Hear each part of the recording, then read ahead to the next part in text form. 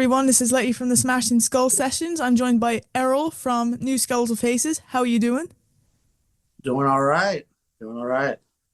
As I was saying before this interview started, he has a very rock star setup. Love it. Yeah, this is just my normal get up in the morning attire. So yeah. Love it. So, welcome to the podcast. To our listeners who maybe haven't heard of you guys before, can you introduce yourself and your role in the band? I'm Errol Fritz. I'm a lead vocalist and guitarist. Awesome. So, how would you describe your sound of New Skeletal Faces? It's dark, intense, atmospheric, and at the same time very rock and roll. And we don't really fit into any category or genre really. We just kind of just do our own thing. So yeah. That's pretty cool. Like I remember checking out Until the Night, the music video for that, and the sound of you guys just caught me way off guard. And I was like, as the song going on, I was like, I'm really digging this. I really like it. I saw someone in the comments maybe saying death rock, and I was like, 100% suits them. Yeah, like most people classify us as death rock, but I won't even classify ourselves as death rock either because if you listen to other death rock bands, they don't really sound like us. We're a lot more heavy and fast and stuff like that. And most death rock bands are kind of more subdued. So yeah, there is more of like a metal element to it, and even like a punk approach to what we're doing. Um, But yeah, I don't consider us really like a strictly a death rock band. Also, kind of pisses a lot of people off, like in the death rock scene, who like are like death rock purists. They hear us and they're like, "Well, that's not death rock. Why are they classifying this band as death rock? They sound more metal or something." It's like, but our sound is rooted in death rock for sure. Like, out of all the genres that people kind of like classify us as, it is mostly rooted in death rock because I come from like the death rock scene and stuff like that when I was first getting into like music scenes and stuff. The death rock scene was like the most I identified with. So for sure, 100%, there's death rock is like the foundation for sure. You guys are just doing your own thing. I love it. Yeah, yeah, because like despite like where our music is rooted in, you still have your own individuality. So like, so there's a lot of you know uniqueness to our music or whatever. So yeah. That's cool. We've got another person joining the party. I don't know if you can hear me yet. No. So, you guys released your new album Until the Night in November of 2024. How was the recording process for it? We had Bill Matoyer record us for this album. He did Slayer and like DRI and Wasp in like the early 80s. And we're mostly used to recording stuff on our own. Because all of our previous material was self-produced, self-recorded, mixed, mastered. We all did it ourselves. So this is the first time in this band we had like somebody else record it. So I mean, Donnie he recorded the drums himself, and then everything else was kind of done with Bill. And yeah, that was pretty sick working with him because he did like some of my favorite Slayer albums and stuff like that. Like those first like three releases Slayer did. Those are my favorite Slayer albums, and he did those. So I was pretty pretty excited to work with him. So That's pretty cool working with someone like him with such like a backlog of recordings like that. That's awesome. yeah. And did you find it a lot different to doing the recordings at your house than being in a studio? Well, Bill's recording studio is actually in his house, so it wasn't far off, but he's a lot better at recording. He's got some techniques that we would never do and never think of. So, um, yeah, like he got the guitars to sound really fucking good on this album. Like, it's really hard to record guitars unless you're like you really know what you're doing. He knows what he's doing. So That's pretty cool. Donnie, can you hear me? Yeah, yeah. Sorry, I was having problems logging in. It's all good. It's all good. You're here now. Do you have a favorite memory from the recording process? um at one point, Travis, the singer of Cattle Decapitation, he came over and he was sort of mentoring me on some vocal stuff, and we actually recorded a song with him in it as well. So that was pretty cool. Um, and we drank a lot of German beers and a lot of cheap vodka with Bill. That was fun too. That's pretty cool. Donnie's now with us. How are you? He's on mute. You're on There we mute. go. There you Yeah, go. there How we are go. you? Sorry about that.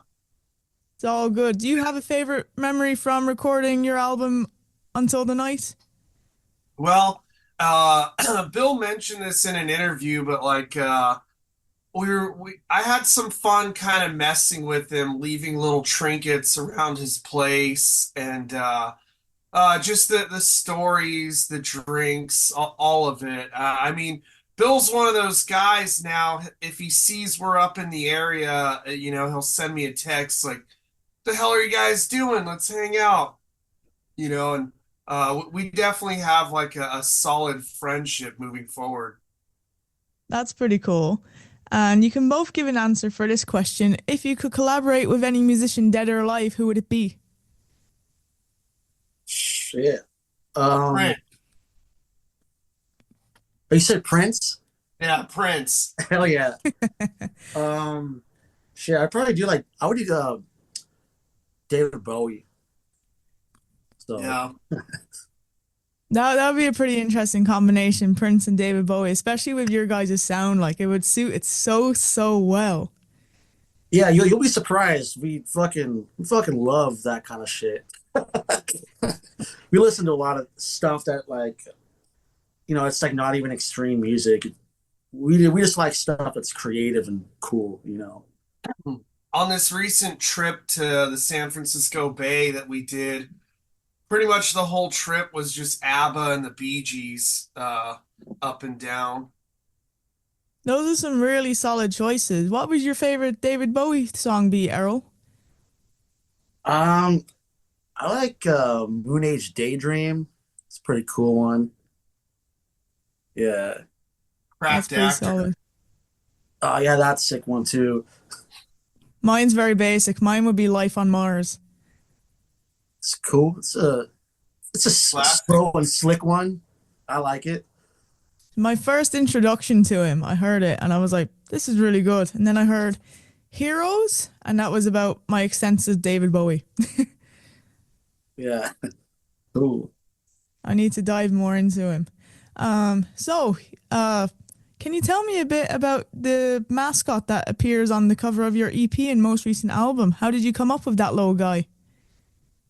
Um, are you just talking about the new Skeletal Faces logo or just the art in general? I mean, I guess you could say that like the faces do look very similar. So, I never really thought of it that way though, of it almost being like the same face, kind of in different environments or something. I never thought about that, but I guess that it could be something to think about. But I never interpreted it that way. But yeah, I was just kind of that's just how I paint. Like all my paintings have a lot of faces in it, and it's just kind of like the vibe of the band to have that sort of imagery. And it's just how I paint, anyways. I don't paint um for like the style of the band. It's just how I paint all the time. So yeah, I That, didn't really like consciously come up with it. It's just I just kind of attack the canvas and it's how it is. that's pretty cool. How long did it take you to paint that particular piece that ended up on the album artwork?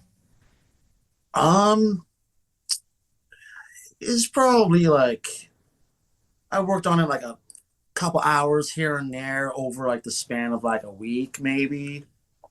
But yeah, I don't want like I was just kind of adding more to it as time went on. So I don't know. I don't think it took very long. I didn't think it would ever end up as the album cover when I first made it. 'Cause it was like the first uh, try at making an album, and like I didn't really think about it.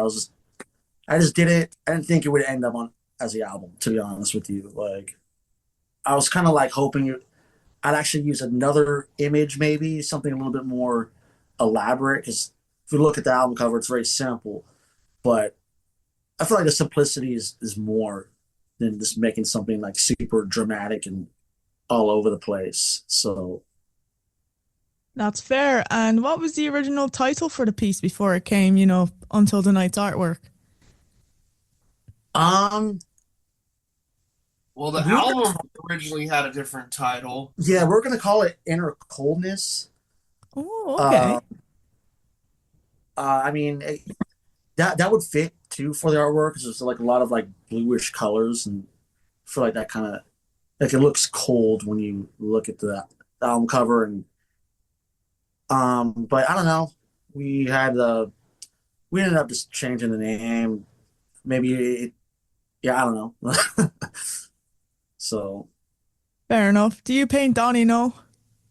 Uh, no, not really. I have in the past, but currently I don't even have any canvases or anything like that. So, no, not really. he did Fair enough. design one of the logos though, the bone. Well, it was just like the rune shape, and then we made it into like a bone. So he does do some designing here and there. Yeah, I'll do a lot of the tedious like graphic design stuff, but anything that was hand drawn or painted is usually always Errol. That's fair enough. Like my only graphic design is MS Paint. That's about the degree of mine. That's where we all started. Or word art. Not that deep. So you're heading off on tour the 17th of March with Mortis, Imperial Triumphant, and Mayhem. Are you guys excited? Fuck Yeah, yeah. I mean, it's been no secret for me. Mayhem's been one of my favorite bands for forever now. I know when their most recent album came out, I listed it as my favorite album of the year. So that's really exciting too. That's the lineup we're going to be touring with. So they've still got it, that's for sure. So you're going to be jamming out every single night. Yeah, pretty much. That's awesome. Errol, you're also excited, yeah? Yeah. Yeah, I've seen Mayhem like good handful of times, shit like that. So it's kind of crazy. Kind of came full circle because the first time I saw Mayhem was at House of Blues San Diego. It was like the day before Easter. Cattle Decapitation. They opened up that show. Singer of Cattle Decapitation is our manager now, and we're going to be playing at the same House of Blues with Mayhem. Um, so it's kind of weird. Just came full circle like that. And I never seen Mortis before, and I'm really looking forward to seeing him. I've always been a fan of Mortis. Shit. So Awesome. That's so cool that it's come full circle, like playing the exact same venue where you first saw them. Like, that's yeah. pretty awesome. And do you guys have a favorite Mayhem song or album? Um. I mean, the first album that I got into from Mayhem was the Death Crush EP. So I'm just gonna leave it as that. That was like first started getting the black metal. That was one of them. It was just fucking raw and just raw and it's fucking scary sounding and yeah, I never heard anything more extreme than that when I first heard that album. So, What about uh, you, Donnie? Uh, De Mysterious. it's in my list of like perfect albums, meaning like I mean you'd be crazy to skip a single track on that album. And Demon from what 2019 it or 2020 is a pretty close follow-up to that actually. Death Crush is great. I really like Wolf Slayer Abyss. They have a lot of solid ones over the years. So, but yeah, D Mysterious is just a perfect 10 out of 10 release, and I can't think of a release more important for that genre as well. That's And pretty I'm going to go cool. on record saying I love Attila's vocals, and Attila has always been my favorite vocalist for Mayhem. Nice one. And a perfect 10 out of 10. They're hard to come by nowadays. Yeah, Awesome. that is And true. leads on nicely to my next question. Do you guys have any album releases you're looking forward to in 2025 or any favorites from last year? Oh, I don't really know. I don't know what's coming out. I don't know who has new records in 2025. My friends in Unholy Altar, they just released a new record that I haven't listened to yet. So I look forward to that. Necromantic Worship had a new record that came out of nowhere last year. Um, Maybe Ozigrom have something new, but I don't know. I'm not the most aware of what's going on as far as that. I don't even know if we're going to have anything. I mean, I guess the Flexi and Decibel will definitely come out next month, but other than that, like I don't really know what's coming out this year. That's Yeah, I'm fair on the enough. same page with Donnie, but so busy with like our shit. I haven't had really had a chance to really look well what's coming out, stuff like that. So we're always sticking to the classics. Uh, What's been in your rotation recently then? Shit. You ABBA, the got Bee this Gees. Celtic Frost, Cold Lake right here. You know, not many people like that album, but I do. You had that ready to go. I love that. Oh, it's always ready to go. What about you, Donnie? ABBA? That's been in your Uh, rotation? well, I've been picking up a bunch of the old Poison EPs because Poison would do this thing where every for all of their singles they had a poster version of it. So I've been getting all of those stupid posters that I'm gonna put around here.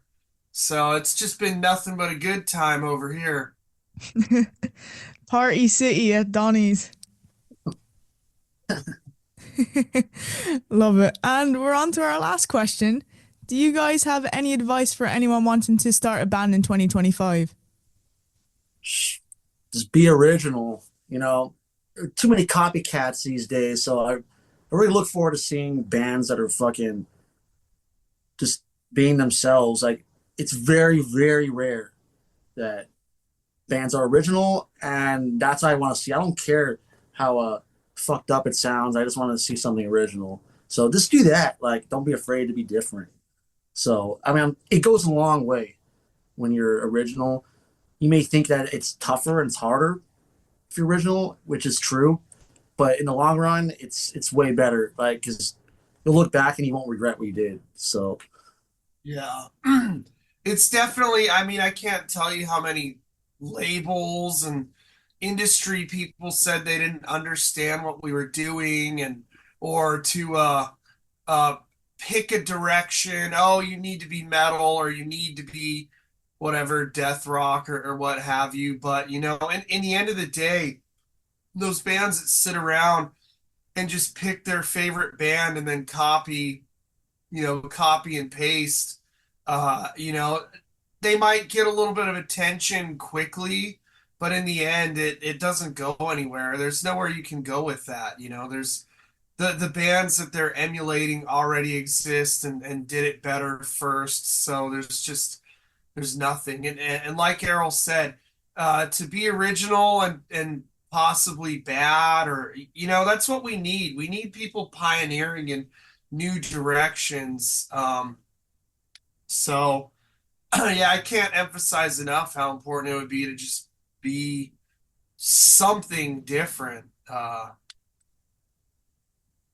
Yeah, and as you mentioned, like the industry people saying like, "Oh, pick a lane," like that's just killing someone's dream. Like, There's a lot of that out there. Trust me, we could tell you stories. We've encountered a great many of them. But at the end of the day, we ended up on the label that we looked up to the most. We have creative madman in Travis as our manager, and then our other manager is the guy who signed Cattle Decapitation all those years ago, and he worked with Dissection and Dark Funeral and so many great bands that again were pioneers. And it's one of those things like you can never be better than, I don't know, uh, those original bands were. You're never going to do what they did better than them. So just do your own thing. and you guys are just in the next generation of new bands, like also signed to Peaceful, which is like awesome. Yeah, it's I don't know for fact, but I'm fairly certain that Peaceville don't sign a lot of new bands, especially like lesser known bands, because it seems that there's a lot of attention that's been brought to us with them signing us because they just don't pick up a lot of new bands, which is really cool. And they've been great to work with. So that's an absolute credit to you guys. Well done. Like highest respect from me. Thank you. Thank you. You're more than welcome. So, guys, thanks for taking the time out your evening or morning to talk to me. Yeah, thank you. No Cheers. worries. No worries at all. And Until the Night is out now.